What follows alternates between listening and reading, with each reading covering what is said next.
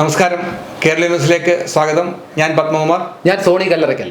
അപ്പോൾ നമ്മൾ ഇന്ന് ചർച്ച ചെയ്യുന്ന വിഷയം കേരള കോൺഗ്രസിൻ്റെ ജോസഫ് ഗ്രൂപ്പിൽ, അതായത് UDF ആണ് അധികാരത്തിൽ വരുന്നതെങ്കിൽ കേരള കോൺഗ്രസിൻ്റെ ജോസഫ് ഗ്രൂപ്പിൽ അദ്ദേഹത്തിൻ്റെ മകൻ PJ ജോസഫിൻ്റെ മകനായിട്ടുള്ള അബു ജോസഫ് വരുമോ, അതോ മോൻസ് ജോസഫ് മന്ത്രിയാകുമോ? ഇതാണ് ഞാൻ സോണിയോട് ചോദിക്കുന്നത്. ഈ അധികം താമസിക്കാതെ ഒരു പിളർപ്പ് നമുക്ക് ജോസഫ് ഗ്രൂപ്പിൽ പ്രതീക്ഷിക്കാം.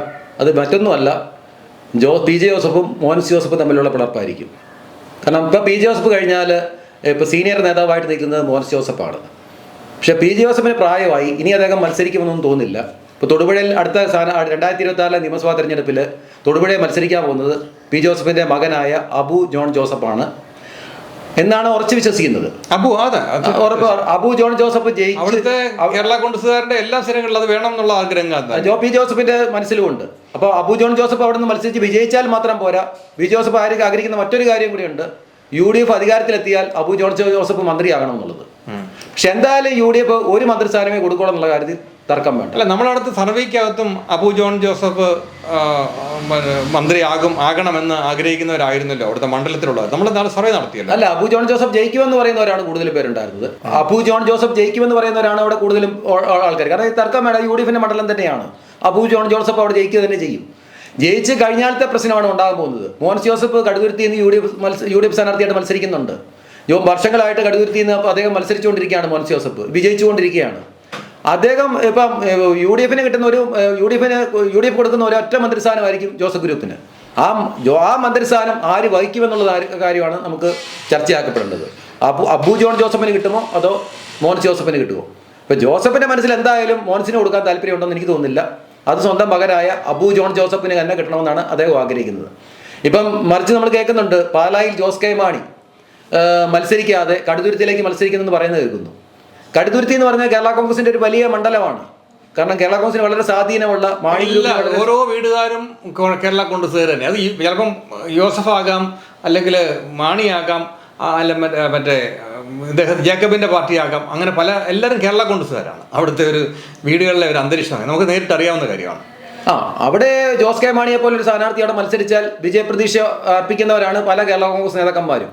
അപ്പം അങ്ങനെ ഒരു സാഹചര്യം ഉണ്ടായാൽ പാലായിൽ നിന്ന് മാറി ജോസ് കെ മാണി ചിലപ്പോൾ കടുതുരുത്തി മത്സരിക്കാനും സാധ്യതയുണ്ട്.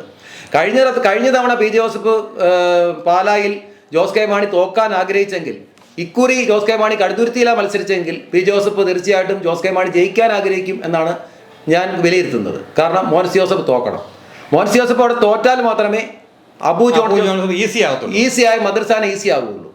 ഇല്ലെങ്കിൽ മോൻസ് ജോസഫ് അവിടെ തോറ്റില്ല, ഇവർ രണ്ടുപേരും കൂടെ ജയിച്ചെങ്കിൽ സ്വാഭാവികമായിട്ടൊരു പിളർപ്പ് ആ പാർട്ടിയിൽ ഉണ്ടാകുമെന്നുള്ള കാര്യത്തിൽ തർക്കവും വേണ്ട.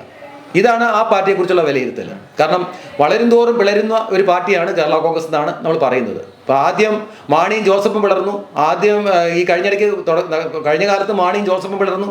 അതിനുശേഷം ജോസ് കെ മാണിയും PJ ജോസഫും പിളർന്നു. ഇനിയൊരു പിളർപ്പ് ജോസഫ് ഗ്രൂപ്പിൽ തന്നെയായിരിക്കും. അത് ഈ അബു ജോൺ ജോസഫും മോൻസ് ജോസഫും തമ്മിലായിരിക്കും. കാരണം PJ ജോസഫിൻ്റെ കാലം കഴിഞ്ഞു. കാരണം അദ്ദേഹത്തിന് ഇപ്പോൾ 84 വയസ്സ് 85 വയസ്സായി. ഇനി അദ്ദേഹത്തിന് ഒരു മന്ത്രിയായിട്ടോ ഒരു MLA ആയിട്ടോ ഇരുന്ന് പ്രവർത്തിക്കാൻ പറ്റുമെന്നും തോന്നുന്നില്ല. അദ്ദേഹം മരിക്കുന്നതിന് മുമ്പ് മോനെ എങ്ങനെയെങ്കിലും അവിടെ മത്സരിപ്പിച്ച് വിജയിപ്പിച്ച് നിയമസഭയിൽ എത്തിക്കാനായിരിക്കും അദ്ദേഹം നോക്കുന്നത്. ഇപ്പം മാണിയിലൂടെ തന്നെ അദ്ദേഹം ഇപ്പോൾ സുരക്ഷിതമായി UDFിൽ എത്തിയിരിക്കുകയാണ്. നേരത്തെ LDF പാളത്തിലായിരുന്നു. KM മാണി സാറിൻ്റെ ഔദാര്യം കൊണ്ടാണ് PJ ജോസഫ് UDFിൽ എത്തുന്നത്. അദ്ദേഹത്തിന് LDFിലും മന്ത്രിയാകാൻ പറ്റി, UDFിലും മന്ത്രിയാകാൻ പറ്റി. നഷ്ടം പറ്റിയത് KM മാണി സാറിനുമാണ്. അതും നമുക്ക് നിഷേധിക്കാനാവുന്ന ഒരു കാര്യമല്ല. അതുപോലെ തന്നെയാണ് മോൻസ് ജോസഫ്. കാലാകാലങ്ങളിൽ ഈ പ്രസ്ഥാനത്തിന് വേണ്ടി വളർത്താൻ കൂട്ടുനിന്ന ഒരു വ്യക്തിയാണ് മോൻസ് ജോസഫ്. ഇനി മോൻസ് ജോസഫിനെ തളർത്തുക എന്നുള്ളതായിരിക്കും ജോസഫ് ആഗ്രഹിക്കുന്നത്. സ്വന്തം മകനെ വളർത്തിയെടുക്കുക, അപ്പോൾ പാർട്ടിയുടെ ചെയർമാനാക്കുക. ഇപ്പം ഏതോ ഒരു പോസ്റ്റിലൊക്കെ കൊണ്ടുവന്നിട്ടുണ്ട്, പാർട്ടിയിലെ 6ാം സ്ഥാനക്കാരൻ എന്നൊക്കെയാണ് പറയുന്നത്. എങ്കിലും വൈകാതെ തന്നെ ജോസ് കെ മാണി വന്നപോലെ തന്നെ ഇതിൻ്റെ ചെയർമാനാക്കി അബു ജോൺ ജോസഫിനെ PJ ജോസഫ് കൊണ്ടുവരും. ഒപ്പം ഒരു മന്ത്രിയാക്കി എടുക്കുകയും ചെയ്യും. ഇപ്പം UDFിന് അധികാരം കിട്ടുമോ എന്നുള്ളതാണ് നമ്മൾ വിലയിരുത്തേണ്ടത്. ഏതായാലും UDFിൻ്റെ വിജയം എല്ലാവർക്കും, എല്ലാ UDF നേതാക്കളും ആഗ്രഹിക്കുന്ന സമയത്ത് വലിയ കുതികാലുവെട്ടലിനുള്ള സാധ്യതകൾ വളരെ കുറവായിരിക്കത്തില്ലേ? സാധ്യത അല്ല, ഇപ്പം ഞാൻ പറയില്ലേ, ജോസഫിനെ പോലുള്ള ചില ആൾക്കാരുണ്ടല്ലോ, അവർക്ക് അവരുടെ ചെറിയ താല്പര്യങ്ങളുണ്ട്. ഇപ്പം അബു ജോൺ ജോസഫും മോൻസ് ജോസഫും കൂടെ വന്നു കഴിഞ്ഞാൽ തീർച്ചയായിട്ടും മോൻസ് ജോസഫ് അവകാശവാദം ഉന്നയിക്കും. കാരണം നേരത്തെ അദ്ദേഹം പൊതുമരാമത്ത് മന്ത്രിയായിട്ട് ഇരുന്നയാളാണ്. മോൻസ് ജോസഫ് സീനിയർ നേതാവാണ്. അപ്പു ജോൺ ജോസഫ് ഇപ്പോഴാണ് ഈ രാഷ്ട്രീയത്തിലേക്ക് കടന്നു വരുന്നത്.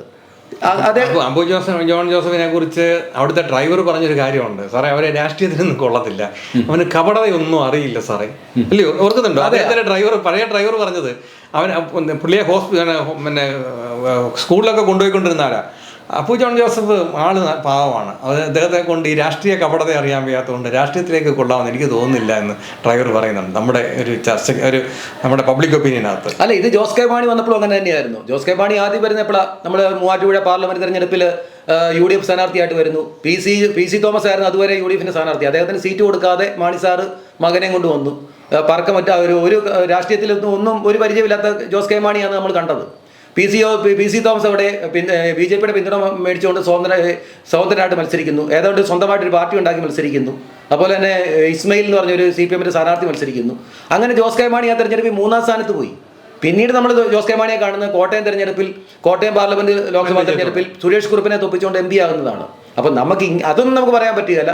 അത് ക്രമേണ ഇവർ ആ രീതിയിലേക്ക് വളർന്നു. പക്ഷെ ഇവരുടെയൊക്കെ ലക്ഷ്യം, ഞാൻ മാറിയാൽ, ഇപ്പൊ ജോസഫ് ആഗ്രഹിക്കുന്നതും R ബാലകൃഷ്ണൻ പിള്ള ആഗ്രഹിക്കുന്നതും KM മാണി സാറൊക്കെ ആഗ്രഹിക്കുന്നതിനാണ്, ഞാൻ മാറിയ ശേഷം എൻ്റെ മക്കള് മന്ത്രിയാകണം, അല്ലെങ്കിൽ ഉയർന്ന പൊസിഷനിൽ നിൽക്കണമെന്നാണ്. അപ്പം പ്രവർത്തകരൊക്കെ പിന്തള്ളപ്പെടുന്ന ആണ് കാണാൻ പോകുന്നത്. ആ സ്ഥിതിയായിരിക്കും ഇനി മോൻസ് ജോസഫിനും ജോസഫ് ഗ്രൂപ്പിൽ നിന്ന് കിട്ടാൻ പോകുന്നത്. വൈകാതെ അത് നമുക്ക് കാണാൻ സാധിക്കും. ജോസഫ് ഗ്രൂപ്പിൽ നിന്ന് അധികം താമസിക്കാതെ തന്നെ മോൻസ് ജോസഫ് പുറത്താകും. ഒന്നെങ്കിൽ സ്വന്തമായിട്ടൊരു പാർട്ടി ഉണ്ടായി പോകും, ഇല്ലെങ്കിൽ വേറെ ഏതെങ്കിലും പാർട്ടി ലയിച്ചു പോകാനാണ് സാധ്യത. ജോസഫ് എത്രയും വേഗം മരിക്കുന്നതിന് മുമ്പ് സ്വന്തം മകനെ വളർത്തിയെടുത്ത് ഒരു മന്ത്രിയാക്കിക്കൊണ്ട് വരാനും ശ്രമിക്കും. ഇതാണ് ഇനി നമ്മൾ കേരള കോൺഗ്രസ് രാഷ്ട്രീയത്തിൽ നമുക്ക് കാണാൻ പോകുന്ന ഒരു കാഴ്ച. അപ്പോൾ ഇതാണ് നമുക്ക് അവിടുത്തെ പിന്നെ അബു ജോസഫിനെ കുറിച്ചും അതേപോലെ തന്നെ ജോസ് കെ മാണിയെക്കുറിച്ചും മോൻസ് ജോസഫിനെ കുറിച്ചും ഒക്കെയുള്ള ഞങ്ങളുടെ ഒരു കാഴ്ചപ്പാട് ഇങ്ങനെയാണ്. ഏതായാലും നമുക്ക് 2026 തെരഞ്ഞെടുപ്പിൽ നമുക്ക് കാണാം എങ്ങനെയാണ് സംഗതികൾ വരാൻ പോകുന്നതെന്ന്. ഏതായാലും മറ്റൊരു ചർച്ചയുമായി ഞങ്ങൾ വീണ്ടും കടന്നു വരും. അതുവരെ നന്ദി, നമസ്കാരം. കൂടുതൽ വാർത്തകളും വിശേഷങ്ങളും നിങ്ങൾക്ക് ലഭിക്കാൻ കേരളീയം ന്യൂസ് സബ്സ്ക്രൈബ് ചെയ്യുക. കൂടെ ബെൽ ബട്ടണും അമർത്തുക.